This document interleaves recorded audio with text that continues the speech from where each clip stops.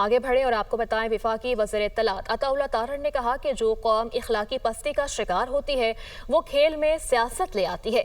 6 जहाज भी गिर गए, जंग भी हार गए, अब कहते हैं क्रिकेट में हाथ नहीं मिलाएंगे। जिनकी कोई इज्जत नहीं होती वो खिफत मिटाने के लिए ऐसा करते हैं। जैसे भी हालात हों, स्पोर्ट्समैन स्पिरिट जिंदा रहनी चाहिए। मैच रेफरी को ऐसा नहीं करना चाहिए था। मैच रेफरी को बतौर रेफरी ही एक्ट करना चाहिए था। अब 6 जहाज भी गिर गए, जंग भी हार गए।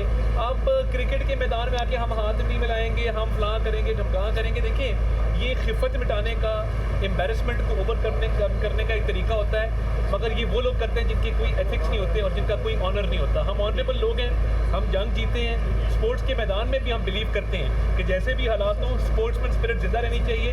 मगर वो कौमें, जैसे मैंने कहा, जिनकी कोई एथिक्स नहीं होते, वो मॉरल वैल्यूज़ नहीं होती और जो मॉरली बैंकरप्ट होते हैं, वो खेल के मैदान में अपनी खिफत मिटाने के लिए, शर्मिंदगी छुपाने के लिए इस तरह की हरकतें। आईसीसी ने मुतालबा पाकिस्तान का मुस्तरद कर दिया है। क्या पाकिस्तान इस मैच में हिस्सा लेगा अगले मैचों में? ये तो मोहसिन नकवी साहब बेहतर बताएंगे, बट मेरा ये ख्याल है कि मैच रेफरी को इस तरह नहीं करना चाहिए था। मैच रेफरी तो रेफरी होता है, उसको रेफरी के तौर पे एक्ट करना चाहिए था। बट आगे जो